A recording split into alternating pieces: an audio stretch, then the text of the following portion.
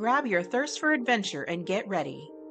This is the Lady Overlander Radio Podcast, where we ditch the pavement and embrace the wild.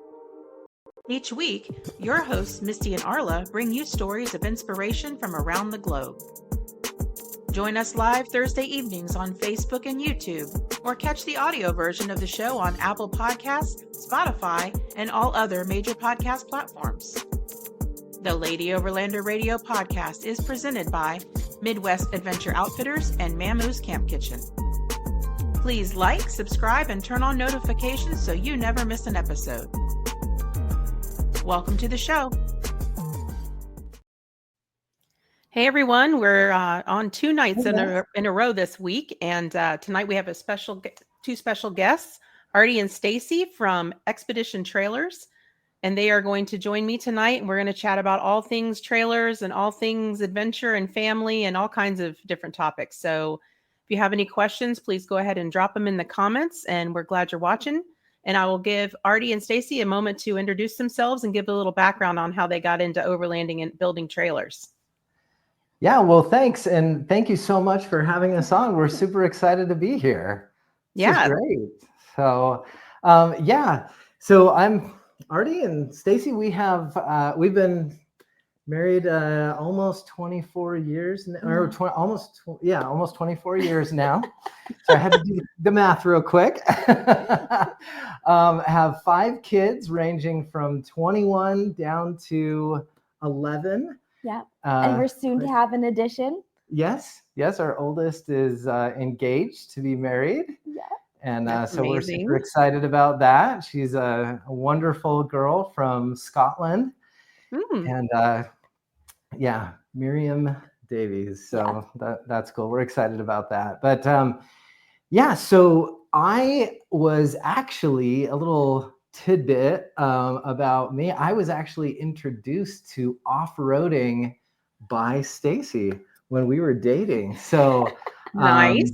Little backwards there, but it's been super awesome. We had an exciting short courtship. Got engaged in January, married in April. Yeah, we knew instantly. We were just head over heels for each other. Aww. So, and we have our ups and downs, especially because we work together. Yeah. So, it's not just home life, but it's work life too. So, but I'm pretty lucky. And only every once in a while am I mad at my boss. Yeah. His boss is pretty mean to him sometimes. But we sort it out. Yeah.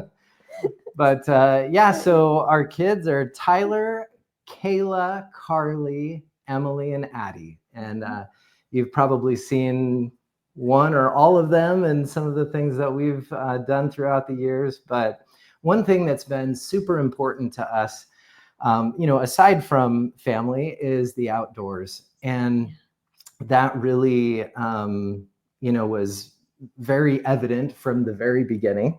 Yeah. Our entire wedding registry, I think, was camping equipment. It was. Nice. Yeah. We both loved the outdoors.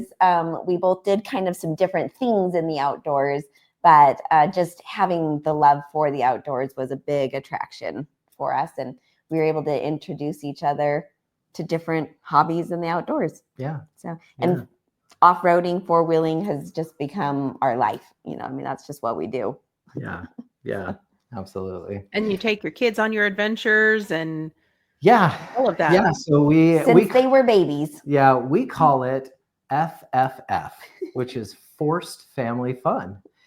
And it usually very similar to forced military morale when I was in the military. FMM. Yeah, so that's usually the way it goes is, guys, we're gonna go out this weekend, and it's rolling eyes, right? But what's so cool is pretty much every single time we're on our way back, it's, do we have to go home? So, and one trip in particular was we were on our 16-day trip through Oregon. Yeah, we tried to follow the Pacific Crest Trail which is a hiking trail, right, as closely as we could. And just had a great time. And on our way back, we're camping. It's funny that you say it was a great time, because it was actually a very difficult camp out, but we did have a great time. You know, I mean, we were rained on a ton. We had to clear a bunch of trees. And there was one day that I think we made it 3 miles, and we were moving for about 17 hours. And one of our kids, kind of looked at me with this little pitiful face and was like, "Are we going to eat tonight?" I was like, "Oh, that's right." And so just right there in the middle of the road, I start cooking, and she's like, "Can you cook here?" And I said, "There's nobody who's going to go past us." So, We're going to, yeah. I'm out there with the chainsaw. Tyler's pulling stuff. We're winching. I mean, it was crazy. I think we cleared like 40 trees that we day, did. We did. Ranging from, something like this to huge. Oh, wow. Pretty big. But at the end, sorry, I cut you off. You were going to say at the end. Yeah, but at the end, we were in Nevada, and we're camped, in like nothingness, right? I mean, it's just nothing dark special everywhere. And our daughter, it was the last night. She came up to Stacy, right? Didn't she come up to you? And she was like, I mean, kind of like, do we have to go home? Like, I don't want to go home. Yeah. So we had such a good time. Yeah. That's how you know it was a good time, even though you had some struggles, is when they don't want to go home. Yeah. Yeah. That's good. But that's kind of where we're at now. Rewinding a little bit to how this all got started. Obviously our love of outdoors and finding each other, right? But it was very much the, I don't know, classic, American dream / struggle where Stacy had a business. And when we got married, and we worked on that and grew that, and then it got to the point where I needed to, do something more. Yeah, and so I started working for her father, Berner, and he's a custom home builder. He's retired now. But I started out just general labor with him, and taking community college classes. And then took an elective welding course because we bought a Toyota 4Runner. Well, I did right before I proposed to her.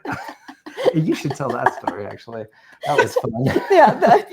So we knew we wanted to get married, but he, being introduced to my family, I have all sisters, but my dad, was absolutely like, I don't really care whether you're girls or boys, you're gonna camp, you're gonna fish, you're gonna 4-wheel, we're gonna do this.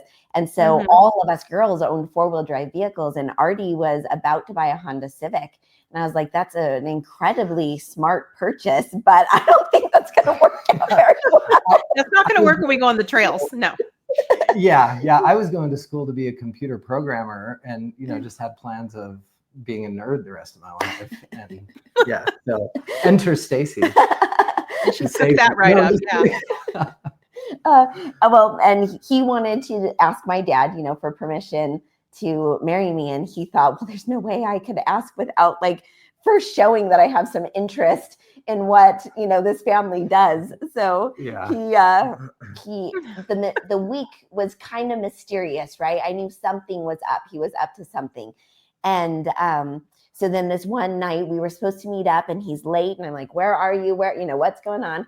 And then he's kind of giddy and excited, and he's got his hands, kind of fidgeting in his pocket. And I'm like, this is a really weird spot to propose. I'm like, this is kind of interesting. I think this is weird. And he pulls out some keys to a 4Runner, and he's like, I just bought a 4Runner. So great. And you're like, that is so not what I thought you were going to say. Yeah. That's hilarious. Yeah. So in true Artie style, I was like, well, I got to build this thing, and so what do I need to do? Well, first I need to learn how to weld. So that was the community, at the community college I was going to, elective welding course, and just rocked it. It was awesome. we just took to it. Ended up getting my welding certification, and we somehow scrimped together enough money to buy a small Hobart Handler 135 welder. So that was the first welder, and proceeded to do a solid axle swap on the 87 4Runner. Nice. Sliders, tube doors, full roll cage, front and rear bumpers. You're making all the things. We went all out. So that was awesome. And that led to, obviously everyone in the neighborhood, friends, family. Hey, you think you could make me this? Hey, what do you think about, could you help me fix that? Whatever. So it quickly became a little side business in our 2-car garage in Tucson, Arizona. And it was, So then my father-in-law, right, he being a custom home builder, needed some, different metalworking projects done around his jobs. And spotted Artie's talent right away and was like, it's like, we'll give this kid a shot, right? Nice. So started out with little things, handrails, gates, different things like that, fences and so forth. While I was, doing the custom, vehicle modifications, right, in the evenings and whatnot. And and it just grew, and it grew and grew. And we ended up, creating the name for it, which was Artec Welding and Fabrication. And now we know it today as Artec Industries, with Xpedition Trailers as part of that. But Very nice. So that was the very early stages of that. And I wish we had a little picture, because it would be fun to show. But all of our kids, I remember Tyler, our oldest, being in one of those boppies and on Stacy's chest, right? Buckled in while we're four-wheeling through some pretty gnarly obstacles. And so, it was, pretty awesome. Yeah. No, that's pretty great. I mean, you took your love of the outdoors, and you took this newfound interest of the welding and fabrication, and kind of married them together and made some pretty awesome businesses out of that. Yeah. So today, like I said, it's Artec Industries. And within Artec Industries, we have the off-road brands, right? Mm-hmm. The where you can get bumpers, sliders, things to modify your vehicle, right? Yeah, axles, undercarriage armor, and, belly pans, and all that. I need that. Yeah. And then the other is Artec Metalworks. So that is our custom job shop or contract manufacturing arm of the business. So we do a number of off-road products for other companies, as well as other industries. Even we do things from the medical industry, everything. I mean, fitness industry. So that's a lot to keep up with. Yeah. I mean, we don't sleep very much. Between that and 5 kids, how do you find time to do anything? Wow. Yeah, not to mention the third, Xpedition Trailers, which is why we're here tonight. So and that was really go ahead. Let me pop this up here. Michael says, any tips on a family of 3 small boys on where to start to get into overlanding? From Michelle. I love it. Yeah.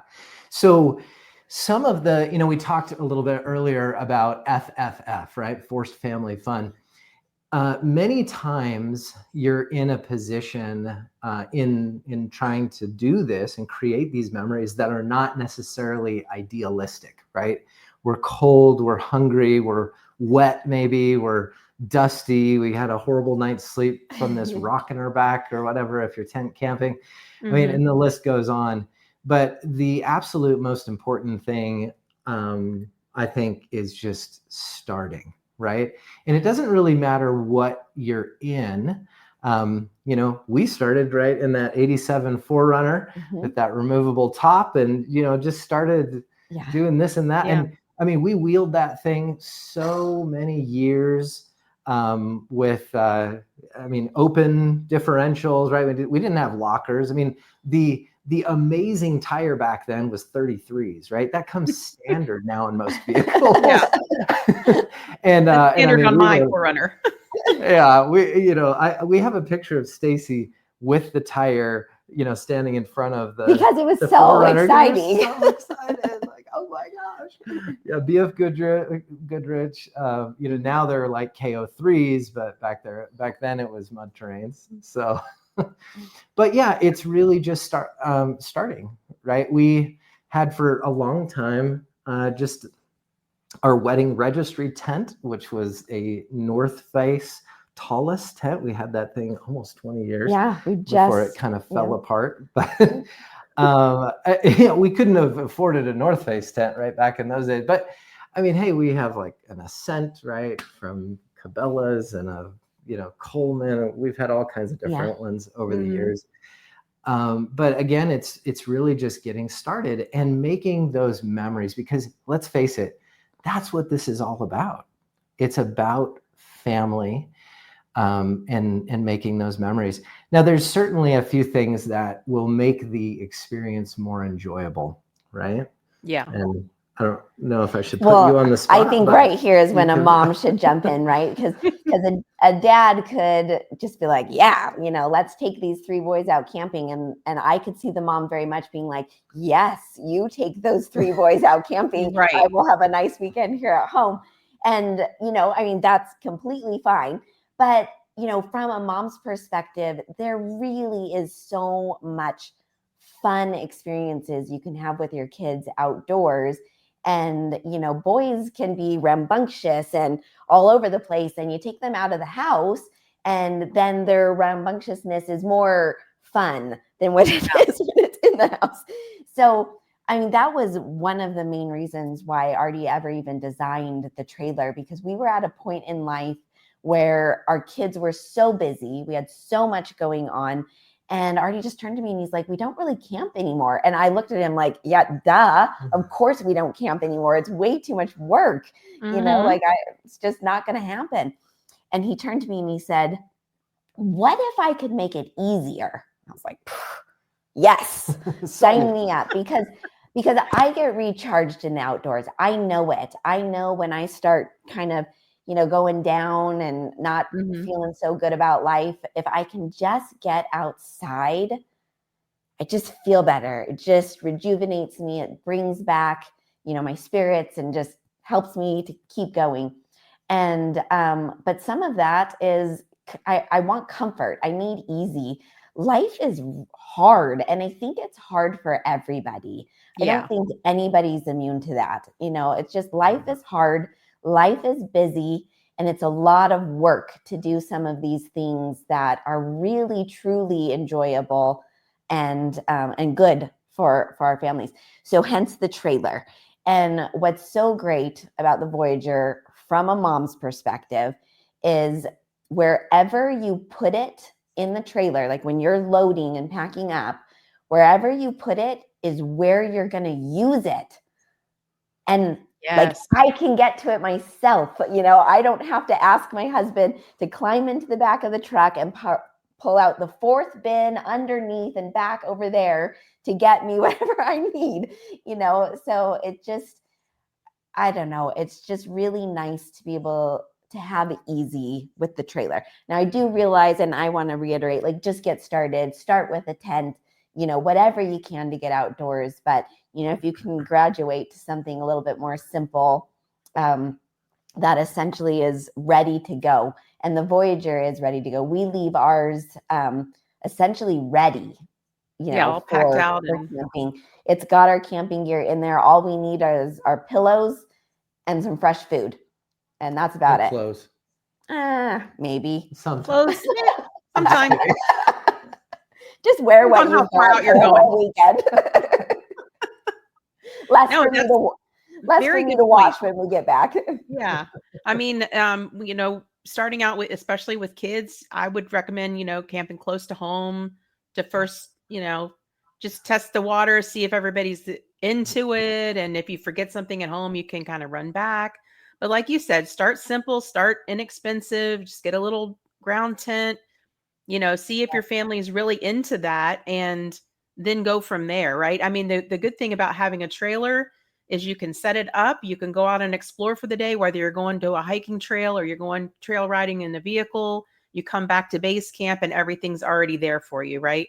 Yeah. So that's a great thing about having a trailer, but not everybody can roll right into that. You know, it's a Absolutely. process. And I know that when you guys probably first started out camping, and when we first started out and we had young kids, you never really had any money. You had to like, you had to go with what you want. And camping is honestly, if you do it right, one of the most inexpensive activities you can do, you know, Yeah. Absolutely. and then you build from there. It took us years to modify our overland builds and add new things on there and, you know, kind of expand to that. And, you know, we've had a trailer in the past and that was great with 3 young kids. And I'm sure you guys would agree that you've been able to fit most, if not all of your kids into the Voyager, correct? Mhm. Oh yeah. So Yeah. we've done a 29-day trip, 1 vehicle, 1 trailer, all 7 of us. All 7 of us. Yeah. That's Across the impressive. country. Yeah. Yeah. There's very creative ways. You know, I love this conversation because sometimes you get, you know, tunnel vision, or not even that, but you're trying to start out and you just don't know what you don't know. Yeah. Mhm. You know, and it's hard to ask the right questions and get inspired in the right ways. But there's so many creative things out there today, and some of those we've integrated into the Voyager trailer, but they can also be used on a common vehicle, right? Like one, for instance, is the 23-0 Bushman awning. So the Bushman awning is a very simple, very inexpensive awning. It's slightly more cumbersome to set up than, say, like a batwing style, right? That all kind of folds out, you know. But it's inexpensive, and the one really cool feature about it is it has an optional room that you can zip on. Now it's tent fabric, but it has a ceiling and a floor.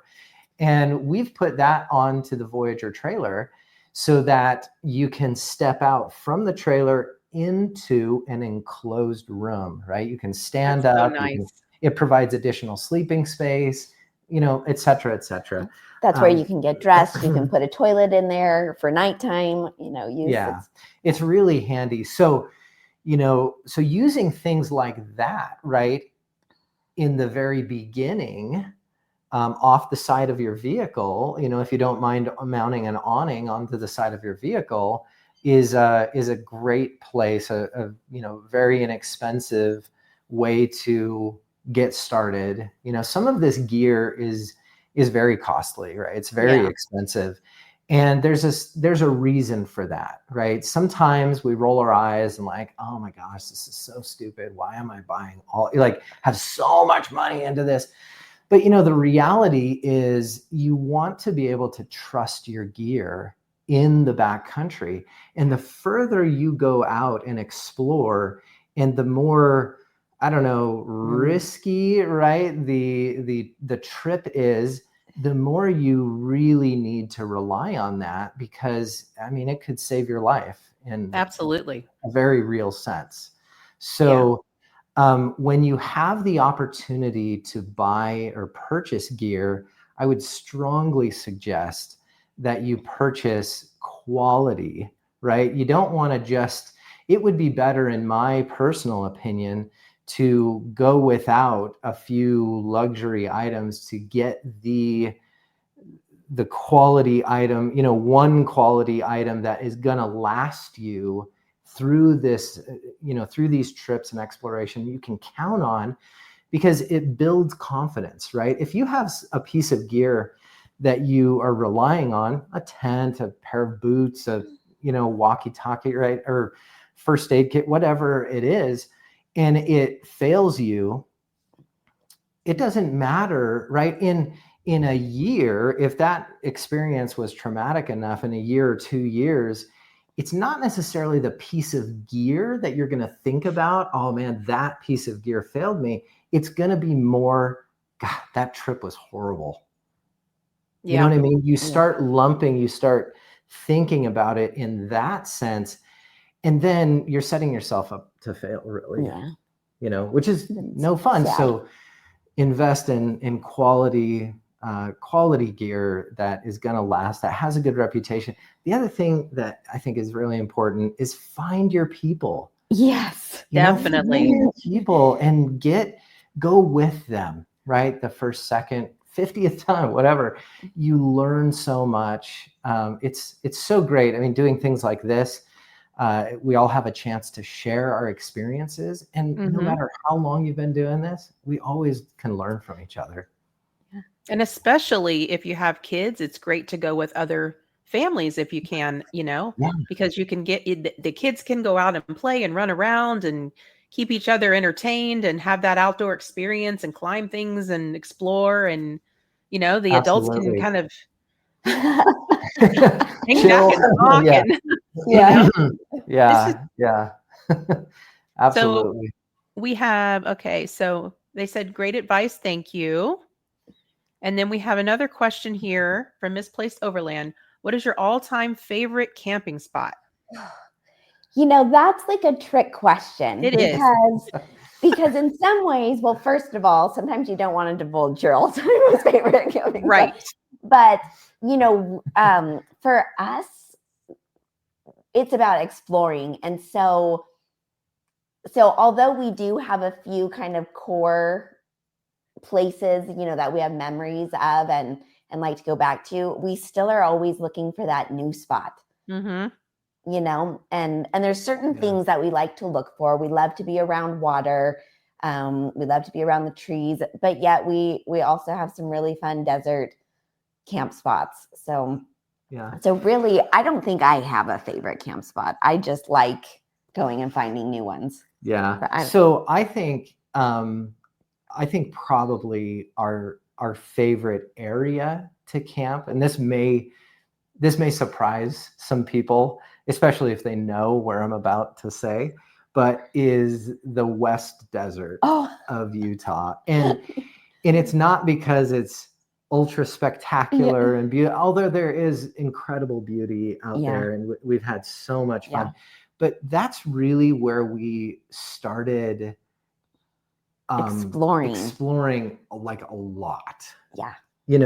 We'd gone on little trips here and there. Well, there's so much diversity out there that you really do have to go out looking for, because it's remote. There's not a lot of people out there. It's not super easy to get to. And when you start getting out there, you start feeling like, I am not near, any cities or even any gas station. You really feel like you're out there. But I almost feel like it's a little sampling of Utah. There's a lot that you can see in the West Desert that is, kind of.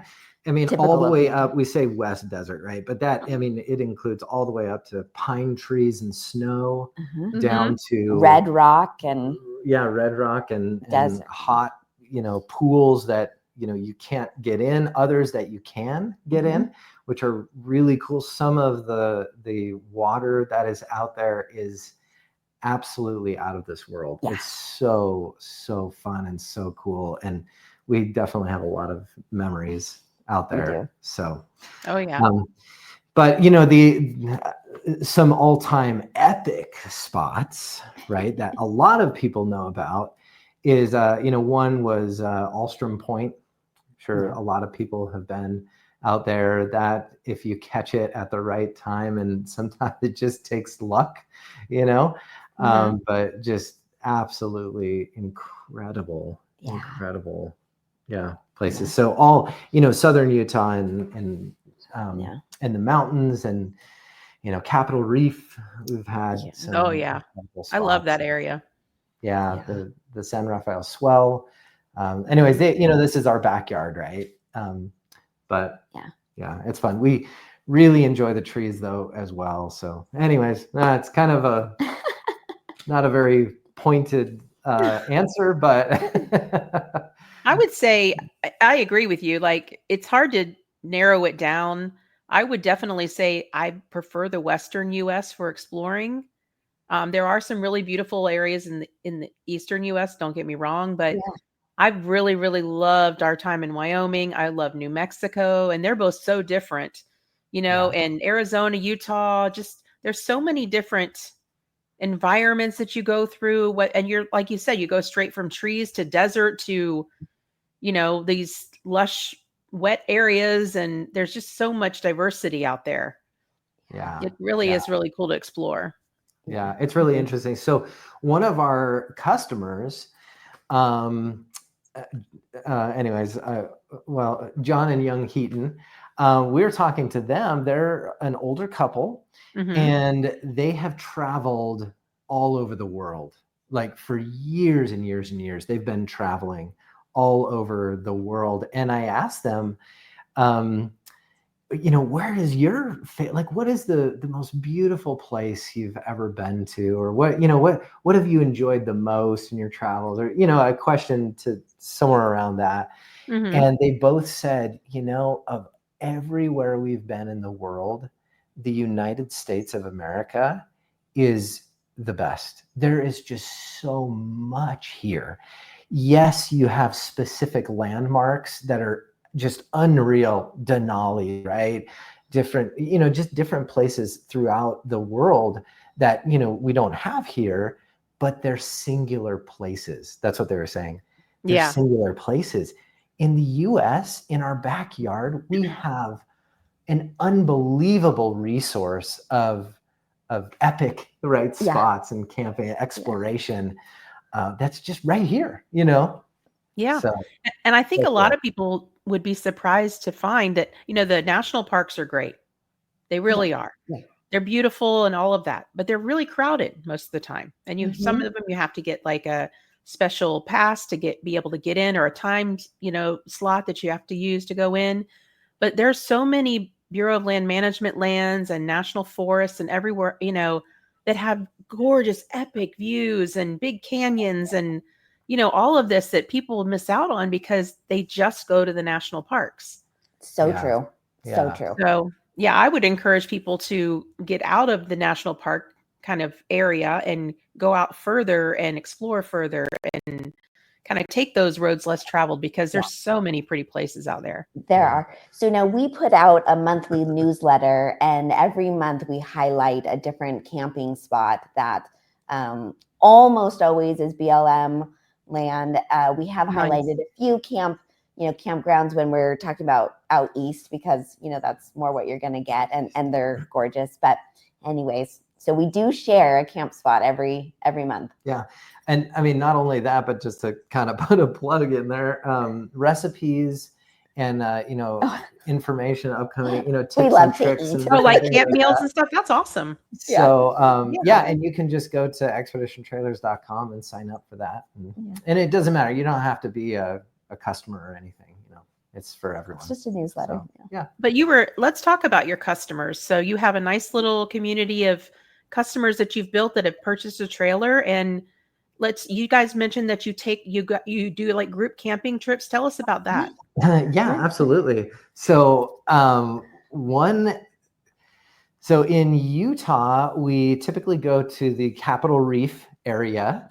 So every September we do a customer camp out in Utah, and we invite all of our, trailer owners, and we have a blast. Like, it's just so fun. We typically do, so in the early years, we did just a camp out. So you just came and camped out. We had, a number of different, activities and we're all about food. So if you've seen the Voyager, like one of the highlights of the Voyager is the kitchen. I think and dream about food all day and all night long. And luckily, Artie picked up on that and made sure that there was a really nicely designed kitchen in this Voyager, which I just don't think that there's any other camping vehicle that provides the same type of experience in camping, where quite as complete. Right? You've got a large space where multiple people can cook, and you're outdoors, but you can also get some protection if the weather isn't agreeable. So it's really nice. We spent a lot of time in a fifth wheel, and my experience in that was not fun, because my experience was always being inside the fifth wheel while everybody else was outside and coming to the door, and yelling, "Mom, can you get me this? Can you get me that?" And I was like, I hate this. Yep. So, I remember those days. yeah. Yeah. So the kitchen's really, really nice. Oh, so back to the camp out. So we share a lot of food when we're in this, camp out. Yeah. So we'll do like a cook off, right? Or just to share a brunch. I don't know whatever you call it, where everybody makes something and you share. just go around and like share. A potluck kind of thing. Yeah. Yeah. So you kind of, I don't know, Red Robin it or whatever. You go around to all the different trailers and, everybody gives you what they've made. And, so anyway, really good stuff. It's right. Or you have it out. Right. So, and then, we typically do campfires and have a good, discussion around just our experiences and what everybody's done, what gear that we like, different things like that. We'll typically put together a video montage of the year, and then we bring out a big 10-foot screen and a projector and a speaker and stuff, and share a little bit about. We have customers submit their photos or videos from their year of camping, and then we just show all of it to everyone. And so it's so fun. We're laughing and, oh my gosh, you went there, whatever, and so that's really fun because it really engages everyone. Nobody feels like they're just a spectator. Yeah, they're part of the entire experience. And this last year, and what we're going to do this year, is we've made it more of an overlanding experience. So instead of just having a camp spot to meet at, we had a starting spot, and then we did, how many miles did we do? Just over 50. Just over 50 miles to get to our second camp spot, and it was fun. Yeah, it was a blast, really fun. We had some experienced people, some not experienced. We had to clarify some terminology over the radios. So what does this mean? And really, other people are like, "I'm glad you asked because I didn't know either." See, that's good though, because then they can go out and use their trailers and ask questions. You guys are right there and ask questions about just trail riding in general. And I think that's wonderful. That's a wonderful way to build a community. Yeah. So this year we're actually doing 2. So, we've always done it in Utah because this is easy, convenient, but we're going to do one out east also. So nice. So that way we can try to get everybody. And then we also last year, because of the eclipse, we did a special camp out just to the eclipse, and we invited all of our. That was the year before. Oh gosh. Yeah. Gosh, time goes by fast. So that was really fun. We had quite a few people. We met up. We had a designated spot for us all to meet in totality, and just had a good time. We typically have somewhere between 12 and 15 or something like that. That's been the typical number, but it's so fun. So yeah. Oh yeah. We have another question here. What are some new things for the Voyager for 2025? Awesome.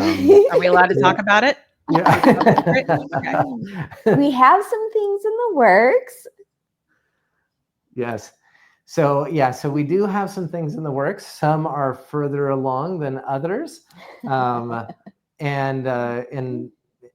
so one I think we can probably mention. You better check with the boss.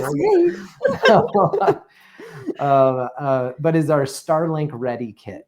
So that will be available for the Voyager, for the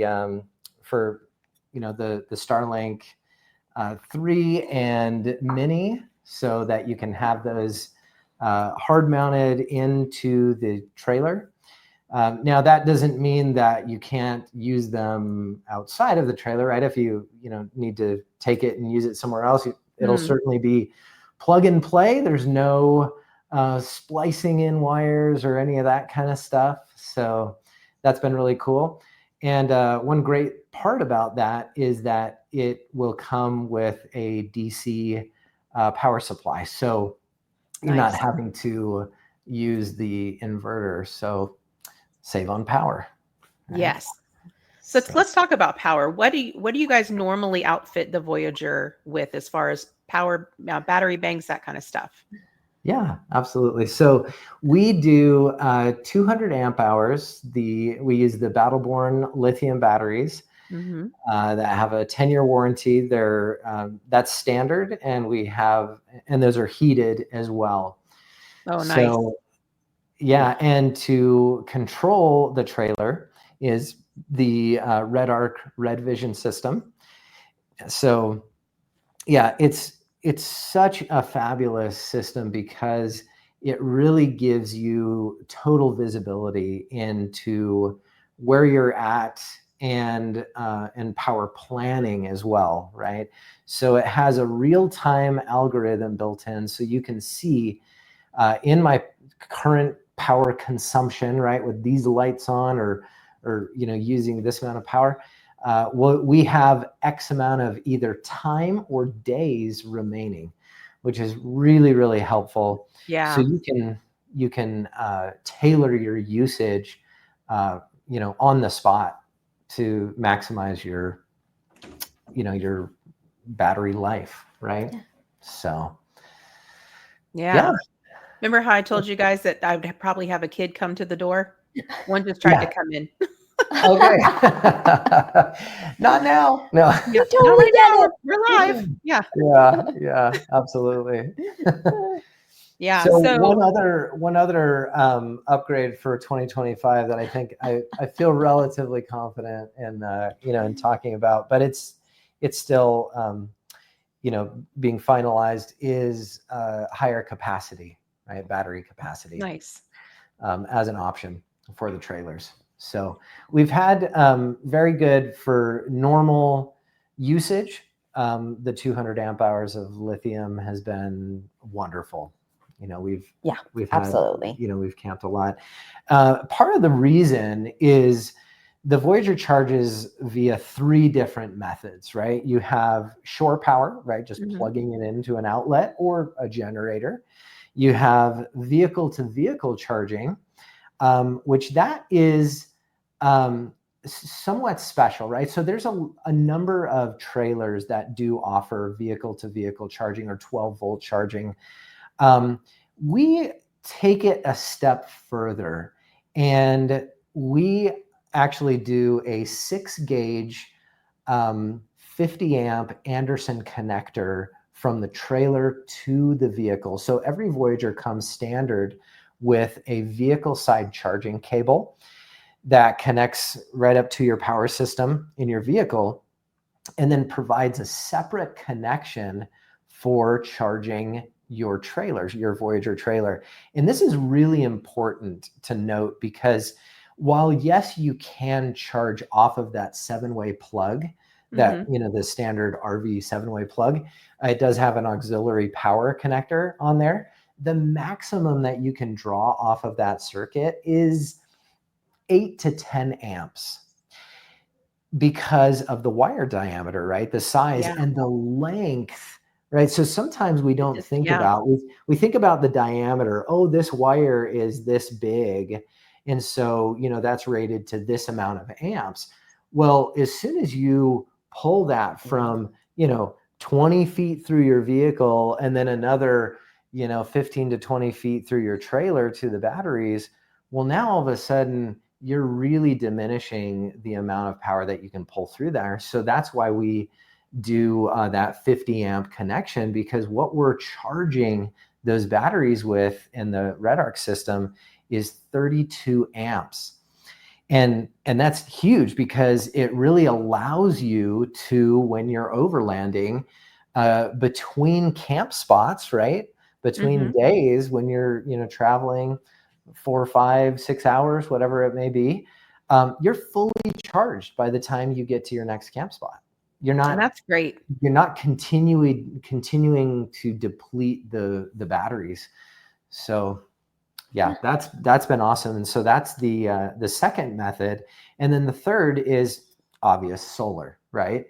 The Red Arc Red Vision system comes ready to go. It has a MPPT controller built into the system.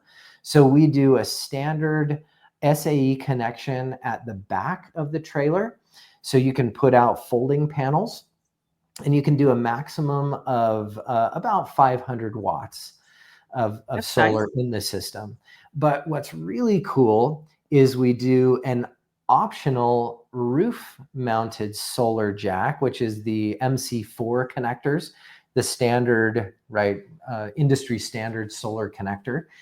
And so you can have rigid mounted panels on the roof of your tent, right?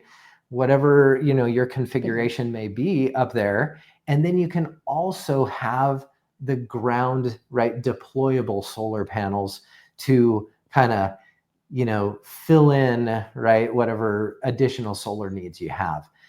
And those both run to the system. One thing is you have to have, or don't have to have, but it's recommended that you use the same voltage panels for both the rigid and deployable, because the system will default to the lower voltage. So, yeah. But that's But nice yeah. to have those options for sure. I know Yeah. that one of the things that we struggled with when we were traveling full time, all the time we would struggle with power because I was working remotely. So, we have laptops. The kids are using the laptops for school. We had Starlink, the regular standard configuration of Starlink, and that's just sucking power down. And, that's always a big concern for us is power. So it's nice to be able to charge quickly while you're driving, or have the option to put out panels, or have a, static mounted one. That's really great. Yeah. I like that. Yeah. And the other great part about this is, sometimes we're talking about all this and it's like, okay, that's really cool. But when you actually are using it, in a lot of systems, it's cumbersome, because it's like, okay, well, we can't be plugged into the generator while the solar panels are going. And then I need to turn those off to do the charging from the vehicle. And you know what I mean? Yeah. I don't know if, whoever's been on a houseboat, it's like, oh my gosh, right? There's all these, dials and switches and stuff, to go from shore power to solar to all this stuff. So the beauty of the Red Arc system is it's completely automated. It's all automatic. So you can have all three charge methods plugged in at the same time, and it's fine. It automatically prioritizes green energy. So it's going to take all that it can from solar first, and then it's going to supplement with the other two charge methods. So, let's say you're in a position where, oh my gosh, I didn't notice my battery's about to die. The solar, let's get on an extra panel and let's go ahead and turn on the vehicle. Well, now, you know what I mean? You're maximizing. Drawing from multiple places. Exactly. Yeah, that's so great. You're charging those batteries up a lot faster. So we got another question here from Justin. Is there an inverter? How big? Yeah, absolutely. So the standard inverter that we use is 2,000 watts in the Voyager. And that is accessible. So it's mounted in the kitchen area. So you have that GFCI plug in the kitchen area, and the ability to operate it, right? Turn it on and off right there. You also have a secondary outlet in the cabin with a remote. So let's say it's nasty outside, you're kind of hunkered down, but hey, we need to charge up the iPad or the laptop. Laptop's probably a better example, because iPad, there's USB charging in the in the cabin, right? But let's say you need to charge something, or you're using a CPAP machine, or whatever else you need to do. You can operate the inverter from inside, which is really very handy. nice. And then we also offer a third outlet in the cargo box. So a lot of our customers want to use wire or cordless tools, right? Yes. I know I'm a big fan of having a battery operated blower to blow off the dust once we, go through that West Desert and it's just a mess before we start opening doors and letting dust fall in. I blow it off, right? So you have that ability to charge the batteries, to keep those, the charger in that front cargo area, or anything else you may want to charge, right? Maybe you have an extension cord that is run to something else, a light or a projector. Oh, movie night, yeah. Right, and that way you don't have to have the kitchen open or the main cabin open with an extension cord plugged in that way. It's kind of coming from the garage, so to speak. So, garage. The garage. Yeah.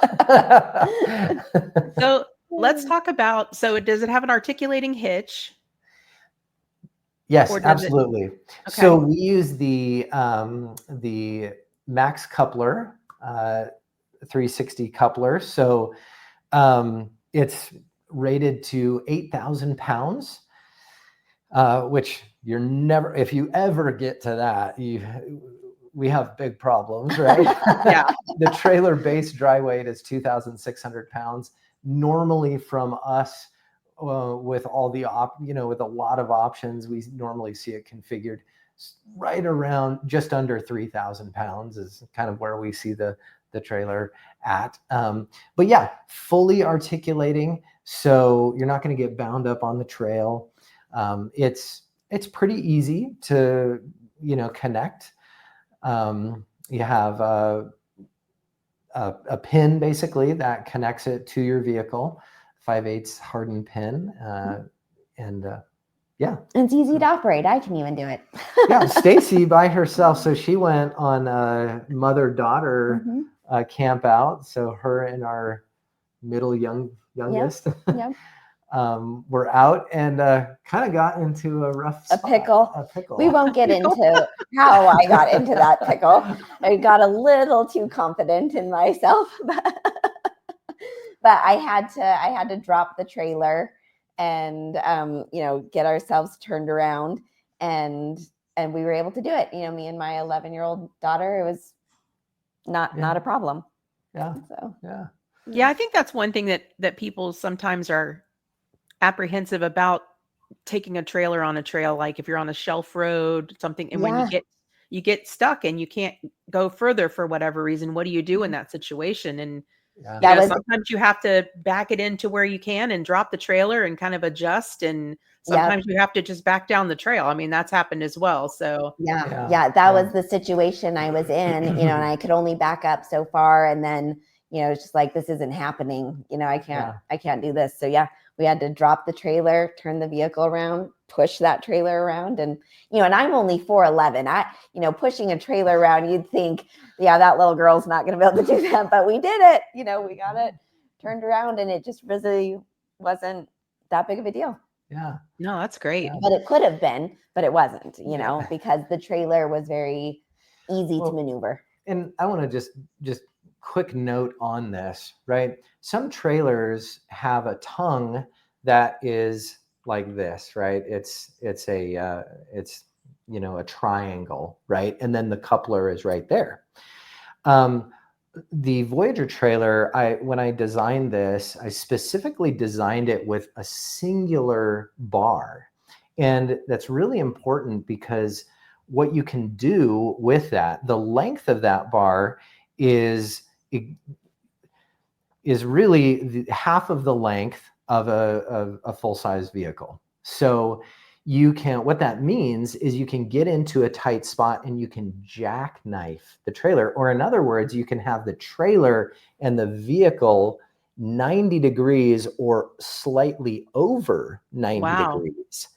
And that's really important when we're talking about things like this, right? Yeah. When you get down to a tight, trail that you've got to turn around in, if you don't have that ability, right? If you're in a trailer that has, only the ability to go 45 degrees, well, your turning radius is so much larger than if you can do a multi-point, jackknifed turn and get out of there, right? So I know when we were out in Wyoming with Bill and Deb, and they had your trailer and putting it through its paces, for sure. It it was interesting to watch. And we did a lot of really deep gullies and off camber, trails and situations. And there was another couple that was with us that had a completely different trailer, and that other trailer did not fare as well. And as a matter of fact, when they got back home, they actually sold that other trailer. Like, they were not happy with it.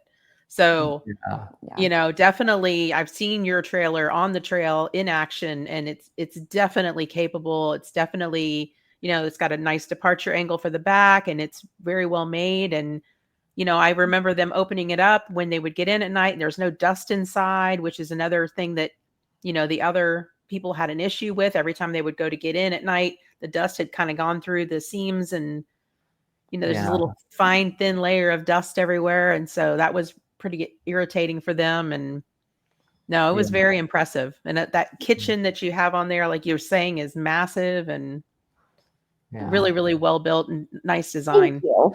Yeah.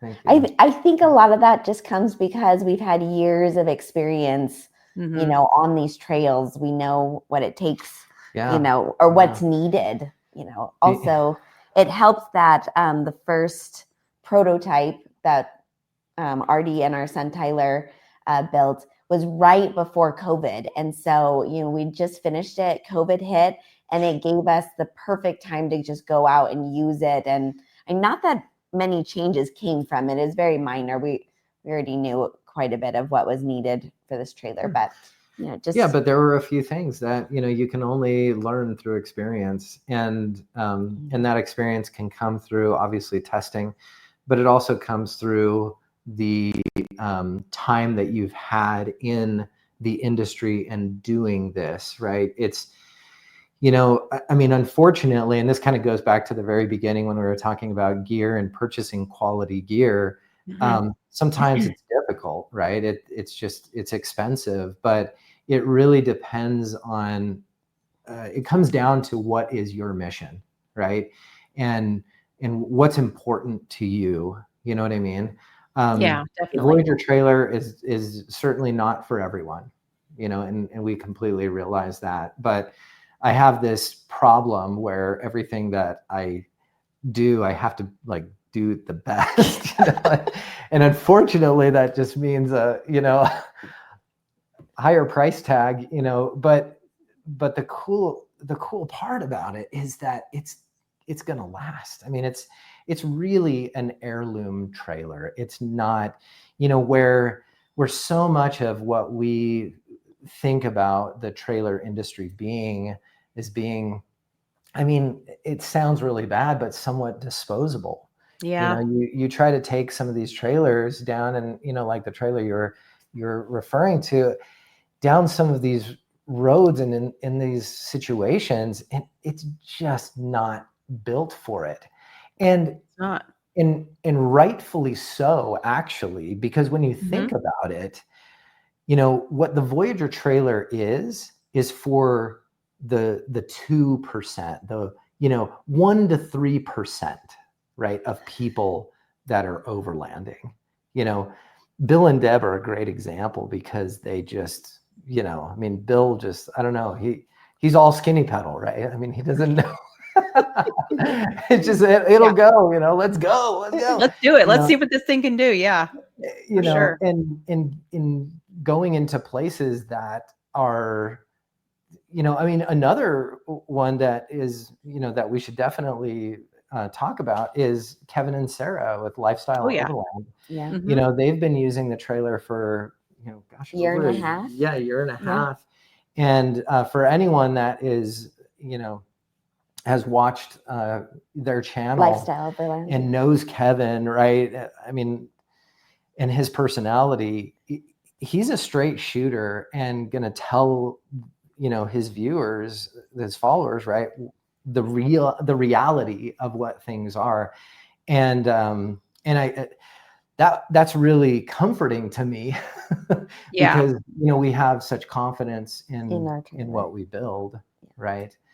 And he seems like he's very particular and likes really good quality as well, and very discerning with when it comes to that. So absolutely. And they have been using that a lot with their baby and their older daughter, and Yeah. able to, I mean, you guys did it with 5 children as well. I mean, there's, Yeah. you know. So the cool thing about this is, this trailer can be for anyone, right? Mhm. Whether you're single or all the way up to, a super family, big family. young and old. I mean, we talked earlier about John and young Heaton, in their 70s. And I mean, they go all the time. They have over, I think the last customer camp out, which was in September, I'm pretty sure I remember hearing that they couldn't come, but I remember hearing that they were somewhere around 36,000 miles on their They trailer. couldn't come because they were out exploring probably somewhere else. Exactly. We actually saw them on the way to the camp out. We're like, there they go. That's funny. Well, that was at the eclipse. Oh, right? the eclipse. That's right. In Arkansas. But I mean, it really can be for anyone. And in Kevin and Sarah's situation, right, with Abigail, they needed that crib bunk bed inside the cabin, right? That we offer, but they just recently took it out, and because she's big enough. They're starting to kind of modify the configuration a little bit, and that's the beauty of what we want to offer, is something that really can work in any life situation, right? Whether you have 5 kids like us, or you're a retired couple, or just starting your family, or whatever, there's a way to really set it up the correct way for your situation. Yeah, absolutely. It's funny that you mentioned the kids again, because I remember when we first had the kids, we had, 2 2-year-olds and a newborn. And I remember a lot of the people on the East Coast were like, "Oh, wow, you have 3 kids. You must have your hands full. That's a lot of kids." And then we went out to Arizona in a mainly Mormon and Catholic area. And then we were the people that had hardly any kids. Like, "Oh, you only have 3 kids? Really?" Yeah. It's funny that there's all kinds of different family sizes. But like you said, the point of that is you can be a couple, you can be single, you can have many children of different ages, and it can all be kind of customized to fit your needs. You talked about the awning with the extra room outside that you can put on. And that's really great, especially for families, I think, because there's a lot of times that, they think, okay, we have to be in a regular big RV to be able to go out and travel and do these things, but you really don't. You just have to think a little smaller, think more like a backpacker, and kind of downsize a little, but you can still be very comfortable in a smaller package like that. Yeah, absolutely. And it really gives you the opportunity to get out to these places that we were talking about earlier, right? Allstrom Point, no chance you're taking any kind of normal or, regular RV out there. I mean, it's just not going to happen, Absolutely. But it really opens your world to bigger adventures. Yeah, bigger adventures. Yeah, for sure. So if people want to find you guys on social media, what are your handles on all the medias? Yeah, absolutely. So it's pretty easy. Just at Xpedition Trailers on on Facebook and Instagram, and on YouTube as well. So yeah, and we're going to be out at different events. So we'll be at the Overland Expos. We'll be at Slorex coming up the end of this month. Also, we'll be at Save Expo, and those are happening. So we will be at Slorex, and then the trailer will also be out. We'll have representatives out at the Save Expo. I wish you guys were going to be there. I know. We'll also be at more, and with I'll more. Be there then. We also are partnering up with Race Against Blindness, and they are doing a big giveaway, and one of our trailers is a part of it. And so they'll be at the More Expo. They'll possibly be at Slorex, but so the trailer is going to be out and about, for people to see all over the country this year. Yeah, that's great. Yeah. Steve and his family are great people, and that's really awesome that you guys are doing that. It's really wonderful. We actually have kind of a nice connection. So they're in Arizona. They've got a good connection down there with the Tucson hospitals, and we have a daughter that went through quite an ordeal at birth and has cerebral palsy now, and we spend a lot of time in the Tucson Medical or Well, University University Medical Medical Center. Now Center. it's Banner, but Yeah. yeah. And so Yeah. we've got that connection. And just for us, that was a time in our life when we really could have shut down our outdoor experiences. She was a really sick child, and our pediatrician, would say all the time, he's like, you had every right to put a bubble around her. We really didn't know exactly what her issues were. We just knew that she was a really sick kid, and there would have been every reason, but you guys didn't. And she has beat all odds. And we totally attribute that to just being outdoors. There's something very healing about being outdoors. Absolutely. And when we were, able to join in this effort for Race Against Blindness, we love our children. We love other kids. We want them to be able to explore and, have that kind of experiences. And so we're really grateful to be a part of this. Absolutely. Yeah. I met them at one of the Overland Expos. They came to my world schooling and homeschooling on the road class, and we got to know them there. And then Steve's been on the show a few times, and we were there at Moore when they displayed the last Overland build that they had put out and all of that. So they're a great family, and I love to hear that you guys are working with them because it's a wonderful cause. So that's great. Yeah. And just remember, everyone, it's Xpedition Trailers, Xpedition .com. And Artie and Stacy, thank you so much for being on the show tonight. I really appreciate it. And I hope to see you guys very soon. And it was a joy talking to you again. Yes. Yeah, we really appreciate it. Thanks. Thank you so much. Have a wonderful night, everyone. Thanks. Good night. Night. Good night.